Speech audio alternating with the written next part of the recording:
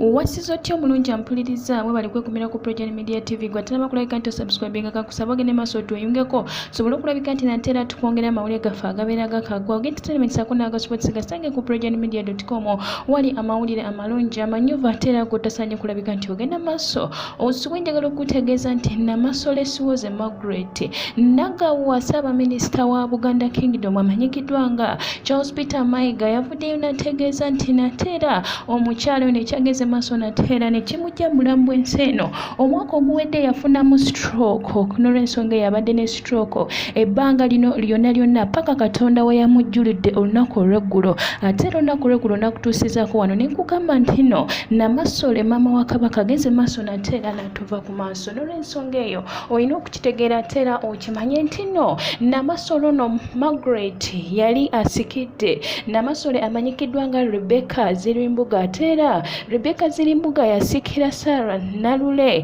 Kisosonkole bwe batyo bwe babadde bagenda maaso n'okulabika nti nate era bagenda maaso n'okulabika nti Obuganda babuweereza n'olw'ensonga eyo njagala okutegeeza nti nate era okuziika amaziika omukulu ono Charles Peter Mayiga avuddeyo n'ategeeza nti no omuntu yekka agenda okulabika nti nate era akwasaganya ensonga zino yoyo amyuka amanyikiddwa nga Robert Nsibirwa agenda kulabika nti nate era ayongerayo enteekateeka z'okuziika gwe asobola okulabika nti nate era wessamudde musobole okulabika nti muwerekerako Namasole nja kukutegeeza nti nate era enteekateeka olunaku olwaleero zigenda maaso ojja kuba nate era ofuna wessamudde wali eri Emmengo osobole okulabika nti nate era ogendayo naye agenda okwasaganya ensonga zino ye Robert Wagwa Nsibira agenda kulabika nti nate era abongerayo mu nsonga zino ez'okulabika nti nate era bawerekera Namasole omutima omwoyo gwe Katonda asobole okulabika nti nate era agulamuza kisa mu nsonyi omuko katono awo naye kinja okutegeeza nti ekitalo nnyo kitalo ddala Kabaka okulabika nti nate era agenze maaso